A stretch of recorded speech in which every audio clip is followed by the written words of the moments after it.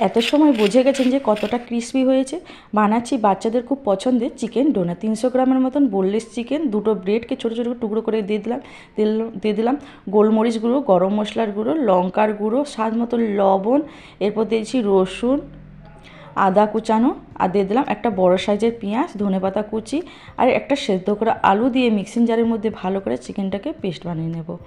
এরপর চিকেনটা বেশ নরম হয়েছে, পাতলা মতন হয়েছে। এরপর ব্রেড ক্রাম্বস হাফ কাপ আর হাফ কাপের মতন সাদা তেল দিয়ে ভালো করে মাখিয়ে নেব। একটা বোলের মধ্যে দুটো ডিম, গোলমরিচ, লবণ দিয়ে ডিমটাকে ফাটিয়ে নিচ্ছি। হাতের মধ্যে সাদা তেল মেখে এইভাবে গোল করে শেপ করে মাঝখানটা এইভাবে কেটে নিলাম। ডিমের গোলায় ডুবিয়ে এরপর ব্রেড ক্রাম্বসে এইভাবে কোট করে নিতে হবে। সবগুলো এইভাবে রেডি করে নিলাম। এরপর কড়ার মধ্যে আগে থেকে তেল বসিয়ে দিয়েছিলাম, তেলটা বেশ বেশি করে দিয়েছি। এরপর চিকেন ডোনারগুলোকে দিয়ে লাল লাল করে একদম একটা সুন্দর কালার এসে একদম নামিয়ে নিতে হবে। রেডি হয়ে গেলো চিকেন ডোনা।